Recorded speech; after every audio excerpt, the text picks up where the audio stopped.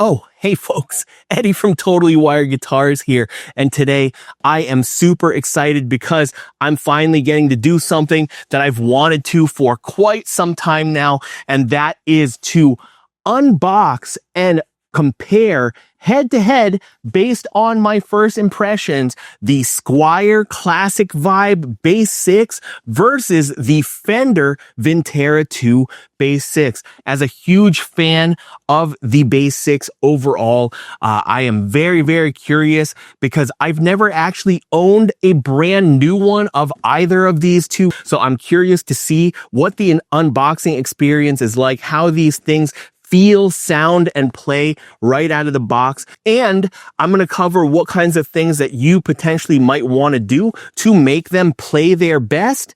And in the very end, give you my final thoughts on which one I think is the best considering the price and overall feel and quality of both of these instruments.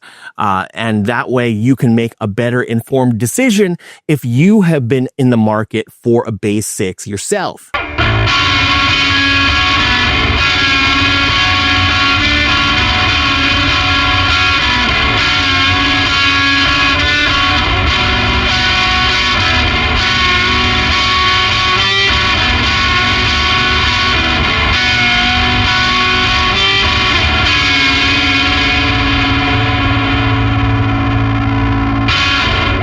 I just wanted to start off by thanking the kind folks at Zzounds for sponsoring this video. I was recently invited to their creator program where I will be able to get guitars and basses on loan from them that I would not otherwise be able to review. So I'm really excited to get my hands on all the various offsets that I've never had an opportunity to try. If you're unfamiliar with Zzounds, for me personally, they have been my go-to merchant of choice for all of my music gear needs because unlike a lot of the other retailers that are out there that use payment plans through Affirm or Synchrony, which charge interest rates of sometimes as high as 30%. And if you end up missing a payment, gosh, forget about it. It is seriously highway robbery. Unlike them, Zzounds makes it easy for you to split up the cost of your purchase over 6 or even 12 months. Absolutely interest-free. There is no credit check. And I have only ever had super positive experiences with Zzounds, and thanks to them, I've been able to afford the gear I need without breaking the bank all at once. So I'm really excited to be working with them on this video and other videos in the future. So without further ado, let's get into it. I'm going to start off by unboxing the Squier first. We are going to unpack it, tune it up, give it a playthrough, throw it on the bench really quick, get some specs, and then I'll give you my thoughts overall on that. And then I'm going to do the same thing with the Vintera. Depending on the overall length of this video, we may have to split this video up into 2 different parts because people can't be effed to watch a video that's longer than 20-25 minutes. So I am going to let you know which one I think is worth getting based on your budget, and in the end, are either of these worth it for the money? So as I said earlier, I have played and serviced a number of Bass 6s over the years, but I've never actually unboxed one of these classic vibe ones. I did many years ago own one of the earlier vintage modified Bass 6s, and I actually did really love that thing. But when I found out that it could not replace my P bass and my band leathered, it really took a backseat, and I didn't end up using it as much. And I stupidly sold it to make room on my guitar rack at the time. What a silly reason to get rid of something. That, and probably I could have used, the little bit of money that I made off of that thing. But I just figured, I typically, if I'm not using an instrument at all, whether it's a guitar or a bass or a synth or pedals or something like that, I am of the mind that it's better off going to someone who's actually going to play it. So yeah, this thing is brand new. Again, this is a loaner from Zzounds. I don't think that this has been opened before. The box is sealed as if it came directly from the factory. So let's just make sure not to cut my friggin' face off here. So we've got the standard packaging. It's usually pretty robust overall. But unlike what I am anticipating with the Vintera, this thing does not come with a case. No gig bag, no case, no nothing. So there we go. So it comes packed like this. You know, again, it is held in place very firmly and securely with these cardboard like spacers, but there's no bubble wrap or anything around to protect this. So I guess if one of your carriers decides to throw the box, as they very often do, then maybe it could incur some damage. I don't know. But yeah. So, wow. I am super stoked to try this thing out. It is beautiful. Naturally, I went with black. I wish I could have gotten one of those, you know, FSR models in the fancier colors like Tahitian coral or olive green or whatever. But whatever. It's a Squier Classic Vibe Bass 6, and that's all that matters. So before we even tune this thing up, let's just quickly go over some of the specs on this. So the Classic Vibe Bass 6s come with a poplar body as well as a polyurethane finish throughout. This has a nice maple C-shaped neck that does have both binding as well as perloid block inlays. This has a 9.5-inch radius as well as narrow tall frets. It does have an actual bone nut, which is really nice, and vintage style tuners. This also features the traditional Bass 6 wiring configuration along with some Fender designed single coil pickups. They're essentially Jaguar pickups in this thing, and the controls go neck pickup on the switch that is closest to the neck, and then you've got your middle pickup as well as then your bridge pickup, and then you've got your bass cut or strangle switch as the last one, and then you've got your lead volume and tone controls. This also features a Mustang style bridge. It is not the oversized kind that you typically see on a vintage or even Japanese or even the Vintera II Bass 6. And it also has just a nickel plated import tremolo unit with no lock button, no logo, no nothing. They did include the tremolo arm in the bag. So we're going to go ahead and open this bad boy up and pop this in because we want to see what, you know, how everything works, right? That's what the unboxing is all about. Also included in the box is the manual, as well as 2 different Allen keys. I'm not sure why there's 2 of the same.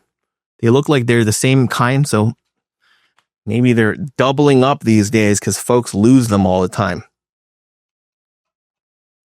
All right, I'm popping that tremolo arm in, and the first thing that I will comment on is the tremolo arm is nice and tight, though I am feeling kind of a grind against the inside of the collet. So we'll probably add a bit of lubrication to make that swing a bit more freely without swinging completely loose. This Bass 6 also features a 1.685-inch nut width, so definitely a bit wider than your standard Jazzmaster or Jaguar guitars.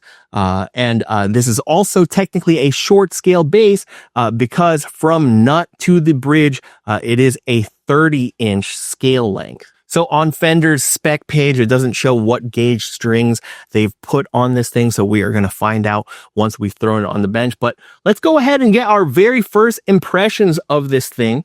First unplugged after we tune it up, and then I will plug it in, just get a couple of sounds going for you all as we noodle through. And then we're going to throw it on the bench just to see what the overall quality and fit and finish. Does this thing have high frets out of the box? I'm going to let you know if I'm feeling fret sprout or any weirdness that you need to be aware of if you are going to be buying one of these things new.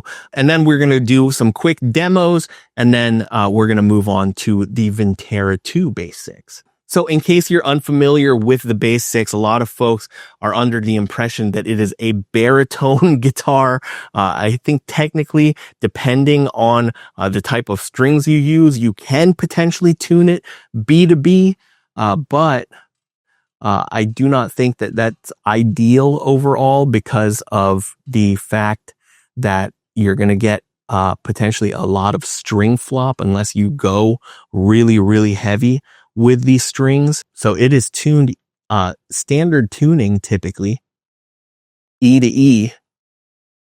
I'm just tuning it up right now. It is completely out of tune out of the box. This is definitely one of the things that I am not a huge fan of with the Bass 6. Last time I checked, I was 5'10" in height. So my arms aren't short, but definitely is a stretch having your arm out for that long. I think I need to start lifting or something. So we are almost there. It's going to take a couple rounds. All right. So before we actually plug it in, I'm just going to go ahead and just give it a quick visual inspection. And again, being something that is brand new out of the box, I'm not really seeing any finish imperfections here. It's finished impeccably, right? No cracks or dings or anything to speak of. The back of the neck is nice and smooth, glassy finish, right? Doesn't feel sticky to my hands personally, but that is going to depend on the chemical makeup of your particular sweat. And so yeah, the action right now, just out of the box, is not bad. It can be better. It's a little on the high side for me personally, but some people like that. I like to try to get as low as I can without the notes fretting out or be getting a lot of fret buzz. So it's a decent medium action, I would say, from the factory. The bridge is off center to start, and it does take quite a bit of force to try to get it to sit center, right? So we're going to have to deal with that a little bit later on.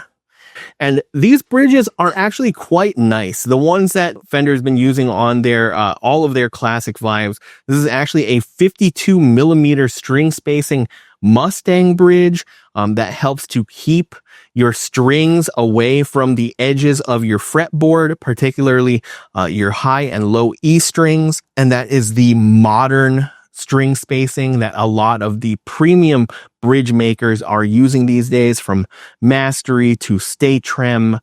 Basically every single one that you can think of is using 52 or 52.5 millimeter string spacing at this point. Now, the Vibrato does have a plastic film on it, but the other metal plates do not. And the pick guard here does have a plastic film on it that you are going to need to remove. Now, very quickly, just throwing it on my bench to see if I can actually center this bridge or if it's just going to lean forward permanently. So it looks like because of the string tension, we may have to completely loosen these strings once they are on the bench to try to reseat this bridge, because it's just wanting to lean forward, and as it stands right now makes it so that the bridge posts are actually pushed up against the walls of the thimbles themselves, which is not ideal. One last tuning check since we were moving the bridge around, and I gotta say the tuners on this, and it might just be because these strings are such heavy gauge, but they are pretty smooth in response. I'm not getting any kind of string slipping here, which is good. And it's pretty easy to dial the tuning in on these tuners. Great. All right, let's plug this bad boy in and just give it a quick playthrough and see how it does. All right. So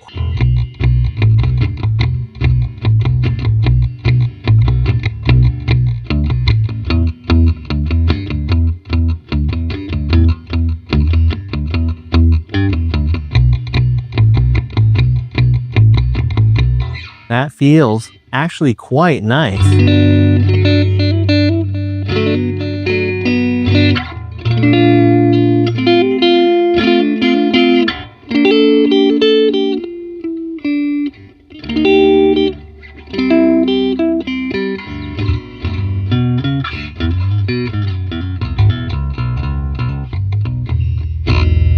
So you can see on a bass 6, despite my terrible noodling there, that this thing definitely is an actual bass, right? And it's got a nice deep and low sound right now. We've got all of our pickups engaged, right? But cowboy chords, I feel like on this don't really work so well. It just gets really, really muddy. This is the neck pickup here.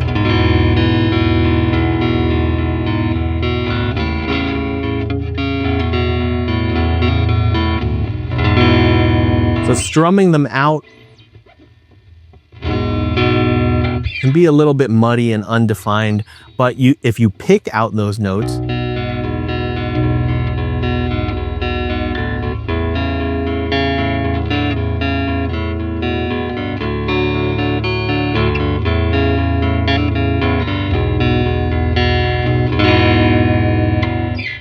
it sounds pretty good. Now, these strings on here are okay. You definitely can get away with not having to replace these right away. They've got kind of a, how should I say this? They almost feel like coated, or there's some kind of film on them. I know that they're not. I know that they're just, normal nickel wound strings. They do feel a little bit rough on the fingers sliding up and down. Now, as far as initial impressions on the fit and finish, I think it's quite good. I think that the nut slots are a little shallow, and so they definitely could be refined and taken down a bit further to help feel a bit more comfortable for folks. But that is something that you would either have to have professional nut files to do, or to bring to a qualified tech to do. The fretboard itself, that's one thing that I do miss about the vintage modified, and what I think is a bit better on the vintage modified is that those ones did come with rosewood fretboards. And if you know my channel, I definitely prefer rosewood over this Indian laurel. You can see, I don't know if it's going to come through on this video too well here based on my lighting, but it is quite pale. It's got a grayish kind of color to it. It's not bad overall, and I think adding a bit of F1 oil or some Dr. Ducks will help darken it up even further. Not a deal breaker for me, but the laurel does feel just like a little bit rougher under the fingers. So thankfully, out of the box, I'm not really getting, at least by the way that they set this up, I'm not really getting any fret buzz anywhere on the fretboard. So that is really nice. Again, I think them having set it to a bit more of a medium kind of action rather than low, helps all of those notes to clear cleanly. And yeah, I'm overall fairly happy with the out of the box setup. I could rock it just like this for some time. The fret ends are pretty good, actually. I'm not really getting any feel of sharp ends, so these were dressed fairly well. Maybe the tiniest bit, I'm feeling the tiniest bit of fret sprout, but definitely doesn't feel sharp or anything on the hands. So yeah, overall, so now we've got our middle pickup only.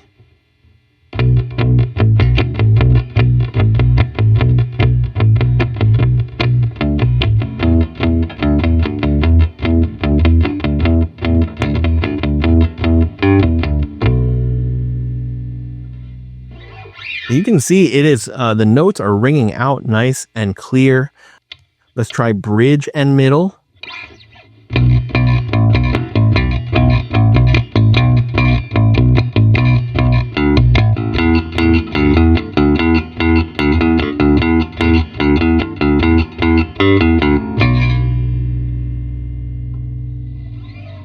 You can kind of hear more of a metallic kind of clanging sound to it. That definitely is due in part to the bridge and tremolo setup here. You're not getting, though, as many ghost notes or sympathetic vibrations, at least in my experience right now, especially due to the fact that the vibrato is moved quite close to the bridge on a bass 6. It's not moved far away from it like the way that it is on a vintage spec Jaguar or Jazzmaster. So that is really nice. Let's go ahead and try just the neck pickup with the bass cut switch.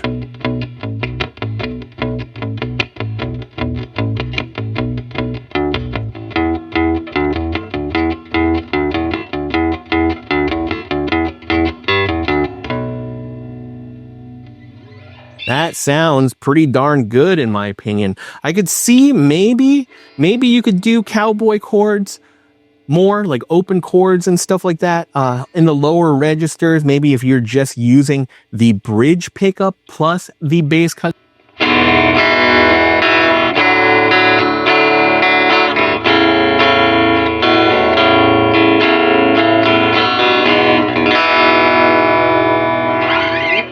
Yeah. You can. That definitely, the bass cut switch definitely clears that up enough to be used more like a guitar rather than a bass. Very, very cool. Well, overall, let's now just very quickly, before we try using the vibrato, because I am going to go ahead and guess that that is going to throw this guitar completely out of tune. I am not a fan, unfortunately, of the Squier vibratos on any of the classic Vibe models.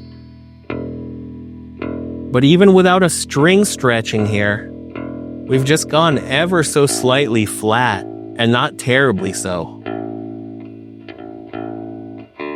Like, we weren't wailing on it, but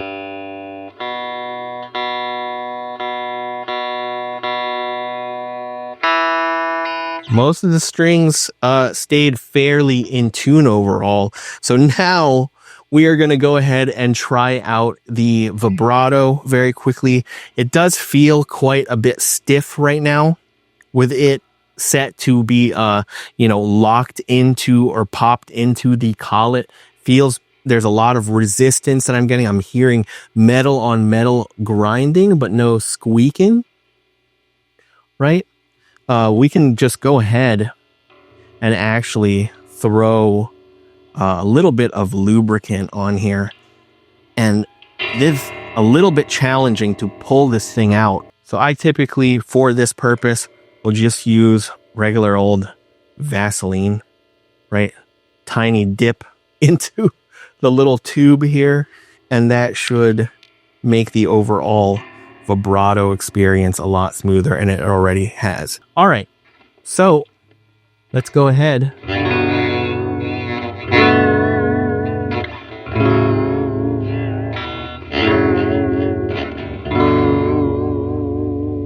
I'm not able to get a ton of warble from this. It's likely because the spring itself is actually quite weak, too weak to be taking on strings this thick. You can hear it's very subtle, definitely not as much as you would get on a Jaguar or Jazzmaster.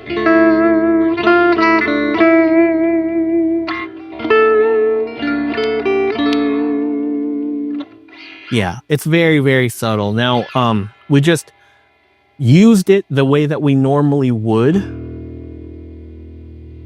and that definitely threw us the hell out of tune. I am now I'm about a half step flat on the E string. Not too bad on the A, just ever so slightly flat. The D string is also not too bad. It might have just been the E. The G is a little flat.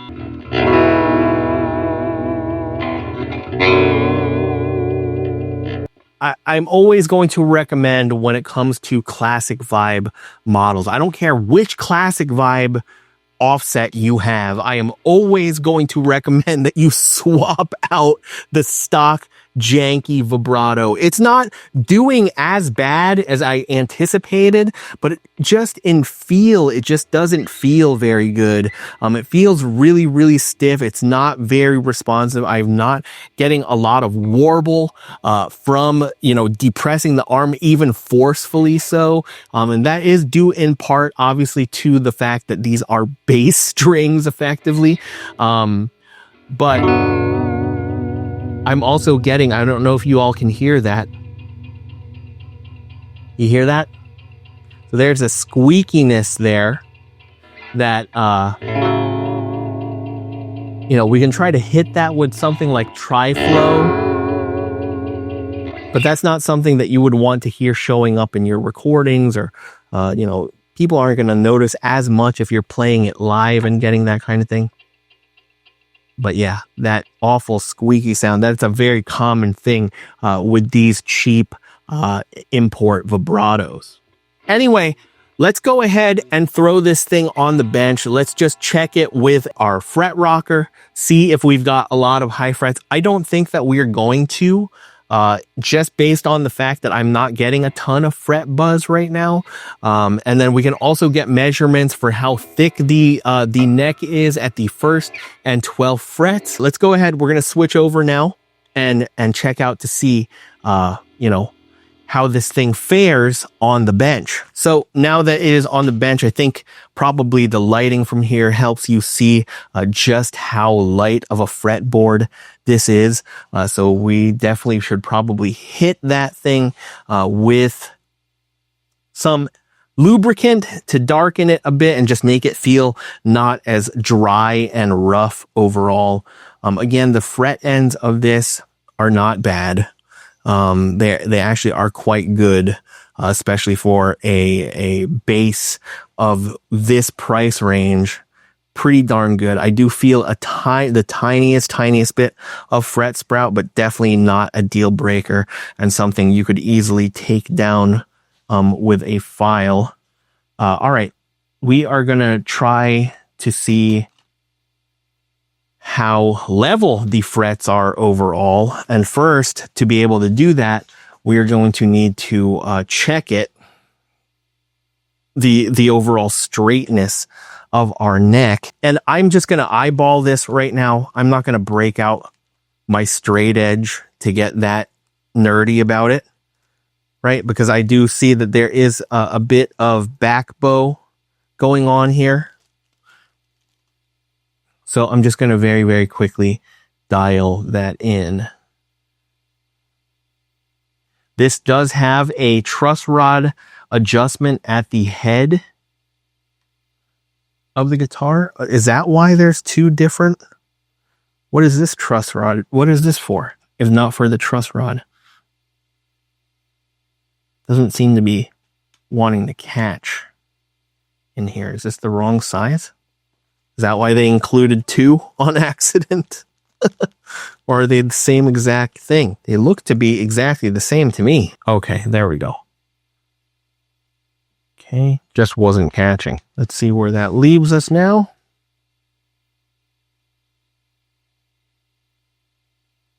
That looks overall fairly straight. Fairly straight.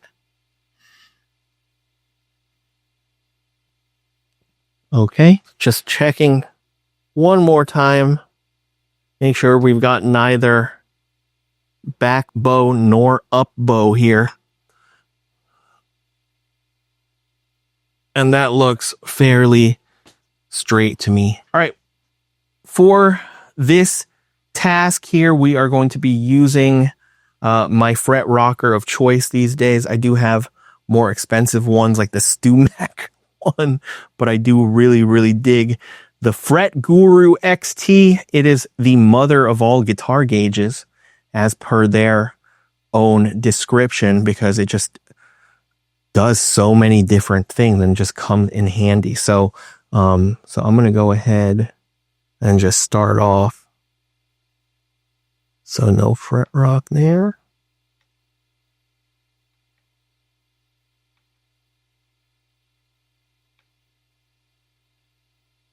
Tiny bit right there.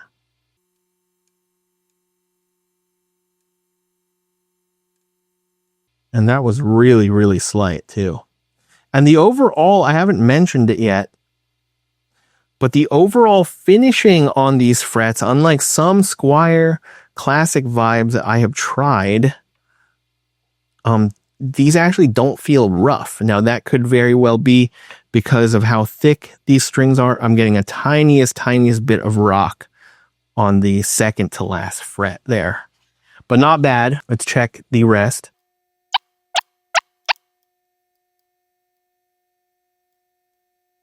Tiny bit of rock here. Tiniest bit right here at the 8th. It was very, very slight though. Overall, so far, I mean, again, for what, $459, the fretwork overall is shockingly good. Yep. So I will be curious to see, yeah, no other high frets on the D. Shocked, actually. I was expecting this to be more of a mess, but I am pleasantly surprised right now at the fact that it's not. No high frets so far on our G string.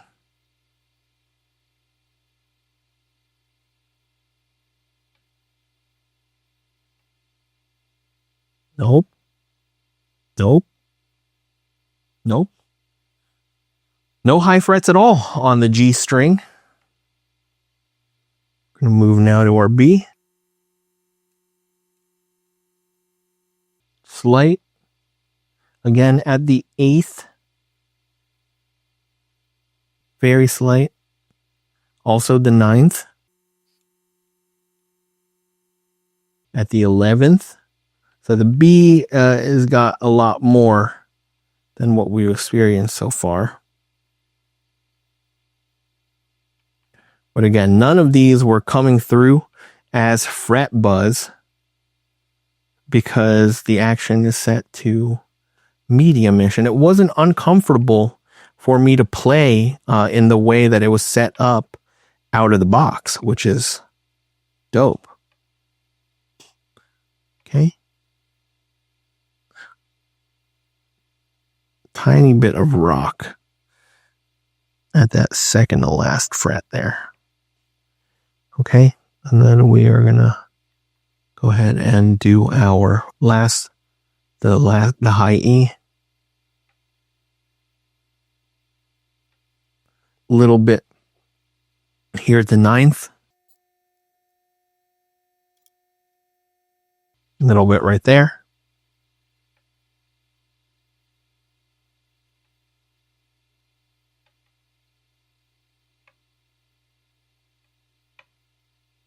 Overall, I thought there was going to be a ton more high frets here or high spots on the fretboard, but thankfully it's overall fairly minimal, probably less than what, a half dozen, right? Maybe 6 or 7 high spots we found, but not bad at all. And again, not buzzing, no fret buzz that I'm getting from this. Looking at the nut just a little bit closer here, it's not finished super well. It's a pretty rough cut, but it is made out of bone, so that can be refined, without having to completely install a brand new nut. If you want to go for thicker gauge strings, it looks like they left enough room for you, didn't go too deep, right? So there is definitely room for refinements at the nut. It's good that they didn't go overboard. It's definitely better to have a slightly shallower slot than it is to have one that is too deep. Additionally, I think that if we add a bit of lubrication at the nut, it will help this whole situation out that much better, because I feel like the thing that was bringing our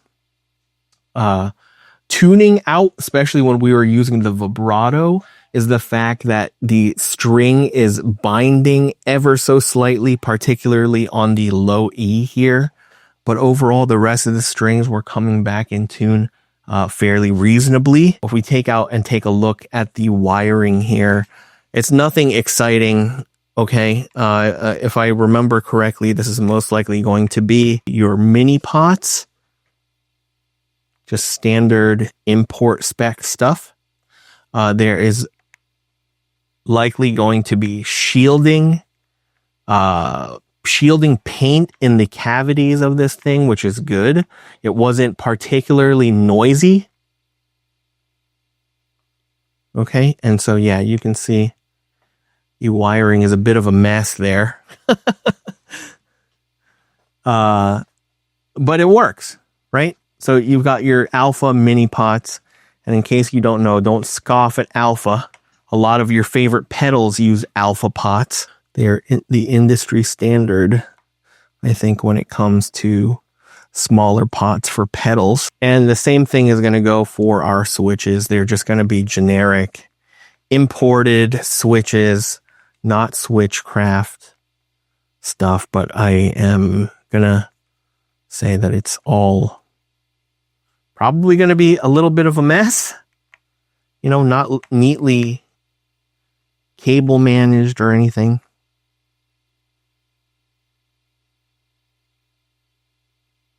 Yeah, it's, as you can see there, the wire is just all over the place.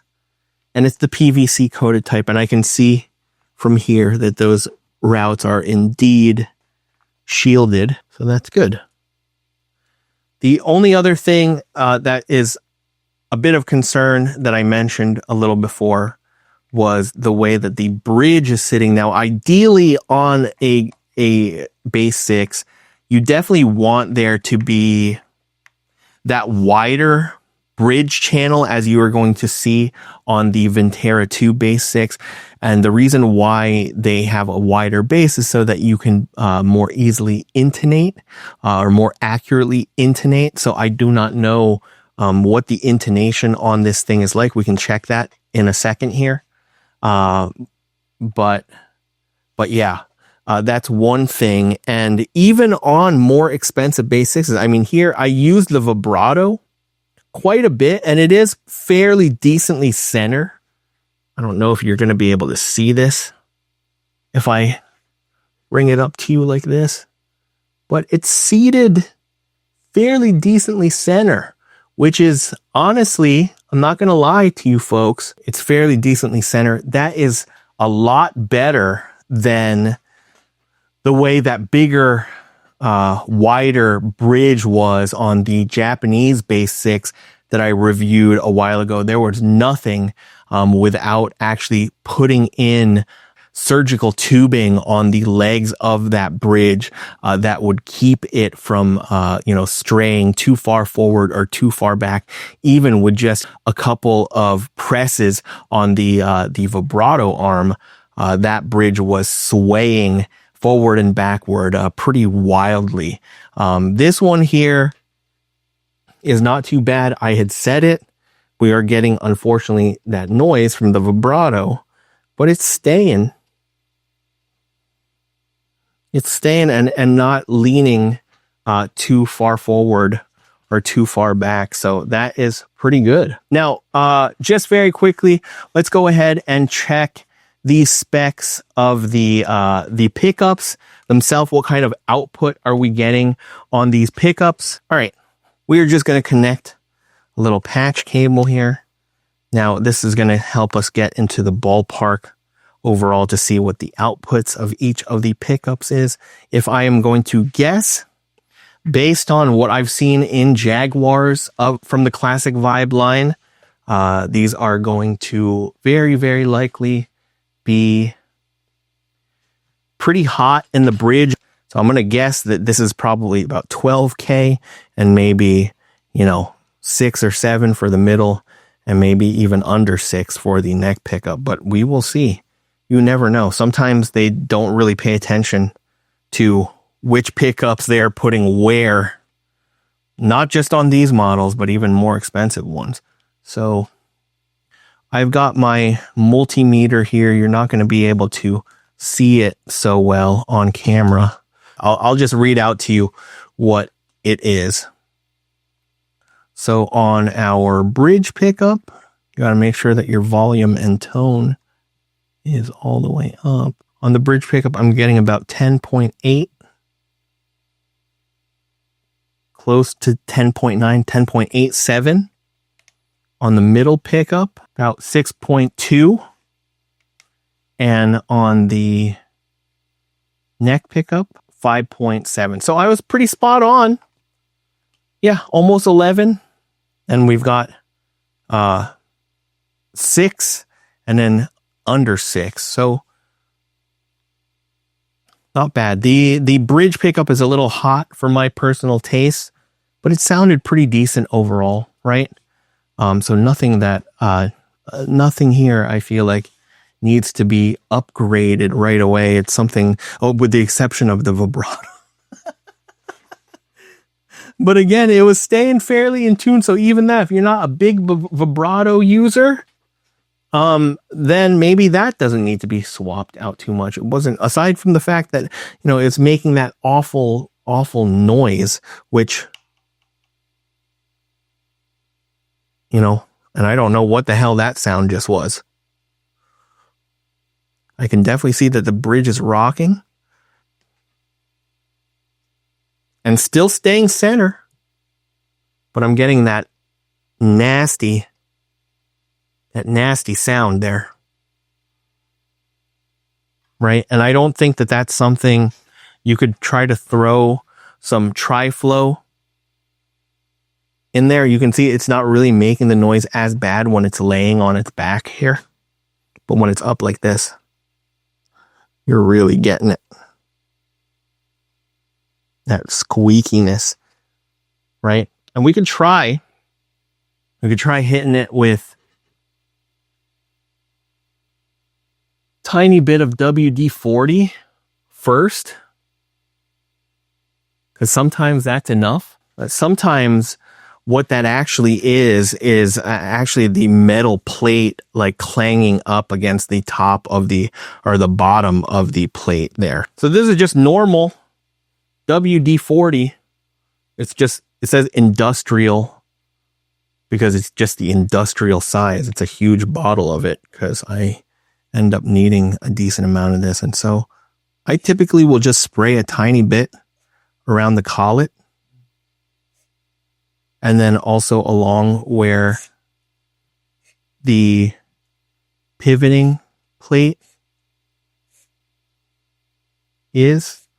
And I'll hit it on both sides. Doesn't have to be a ton. And then you give it a couple of presses.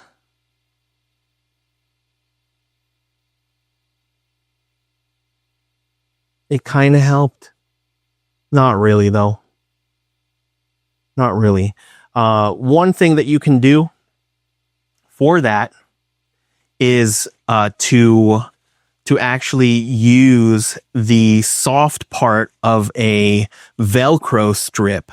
So not the one that has the teeth on it, but the side that's kind of furry.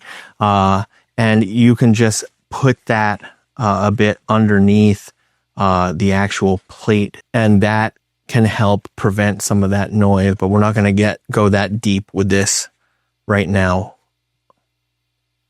But yeah, I think we are going to have to wait to see how this compares to the Vintera II. because I think that this video is definitely going to surpass 30 minutes worth of time. But I'm just going to leave you all with my my final first impressions of the Squier Classic Vibe Basics. Oh, and the last thing that we are going to do is we are going to check the neck thickness on this thing, and then we'll also check what gauge strings this thing has on it. So we're going to use our digital calipers. Now, I learned a trick actually from a channel here on YouTube, and I'm unfortunately forgetting which channel that was. But if you do not have, the kind of calipers that can measure neck thickness without taking the strings off. So what you can do is take something like a strap button like this here, okay? And then use your calipers to measure out the height of that thing. Okay? And then you can lock that, set your thing back to 0 at this point. Okay? And then now what you can do is just, if you need to, you could loosen those strings a bit to fit it on the fretboard. But I didn't have to. I just had to pull the string aside. And now I can just go ahead and get a read on this thing from here. So I am getting a neck thickness here of about 0.83 at the first fret. Not bad. That's not too thick at all. And here at the 12th, I have to pull this a bit aside here. At the 12th fret, we are getting 0.91. So 0.83 to 0.91. That's a fairly slender neck profile for a bass. That's even more slender than some of my Jazzmasters and Jaguars. And the last thing that I wanted to check was the string thickness, like what gauge strings are we using here? So for our low E, we got 0.084, 0.71, 0.071 for the A, 0.056 for the D, 0.044 for the G, 0.033 for the B, and 0.024 for the high E. So a 24 to 83 or 84 gauge set of strings. Some people like to go even higher with the gauge to give you a bit more of that bass side of things. But this is a fairly decent set. Now, if we very quickly just check the intonation, and we're just going to use the Polytune clip for now, just to get a bass line here.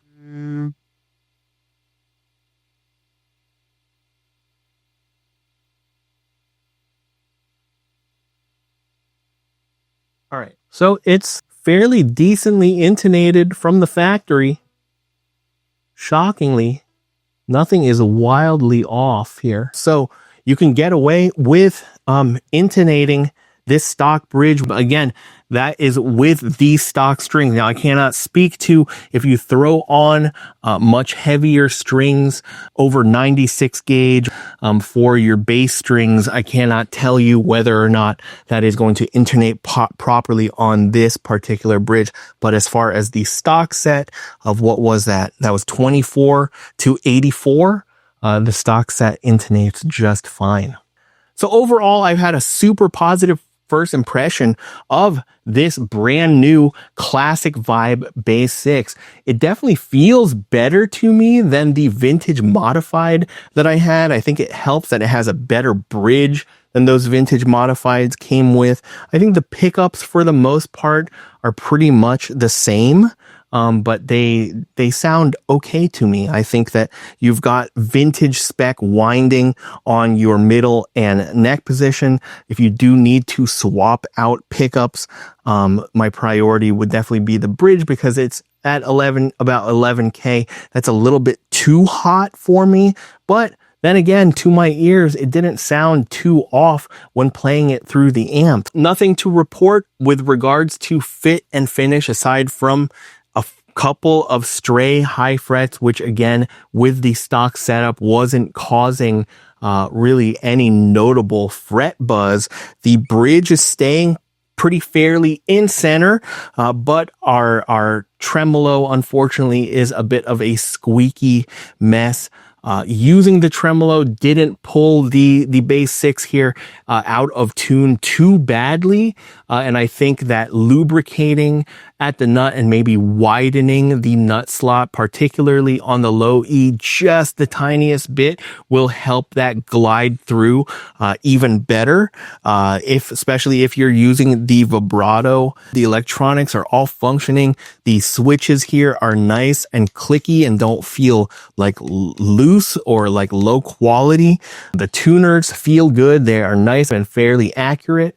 At most, out of the box, I think for you to get this thing playing fairly stable, those are my biggest notes, is just to make sure you stretch your strings and make sure that your nut slots are lubricated and that none of the strings are actually binding up there. Get yourself either a nut file set, or even in this case, a jeweler's file or some sandpaper to just widen that low E slot just the tiniest bit, because there is also room for refinements to go a bit deeper if you want these strings to feel a bit lower profile. There's definitely room on this nut. They didn't go too far to the point where you would need to replace the nut altogether, which would be a little bit more annoying for folks who don't have those kinds of skills.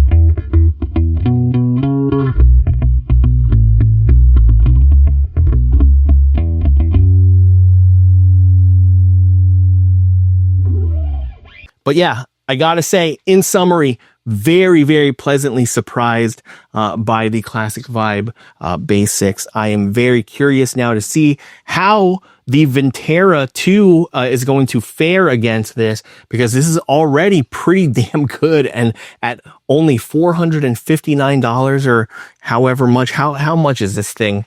Okay. So it looks like the price has gone up a little bit. These are now $505.99 from Fender's website. And it's also $505.99 over at Zzounds. You can split this up into 6 easy payments of $84.33 with absolutely no credit check, no interest on those 6 payments, no social security number required, no questions about your income, and no paperwork. They make it super, super simple for you to, afford the gear that you need now and pay over time. So thanks again to the folks at Zzounds for sponsoring this video. Now, next time, I am going to be super excited to see how this compares to the Vintera II Bass 6, because that thing is over 3 times the price of this one. Is it going to be at least 3 times better?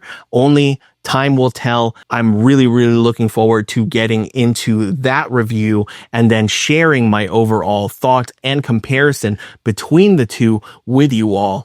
As always, if you haven't already, please hit that like and subscribe button, as well as the notification bell for new videos as soon as they drop. And don't forget to follow Totally Wired Guitars for more offset guitars buying tips.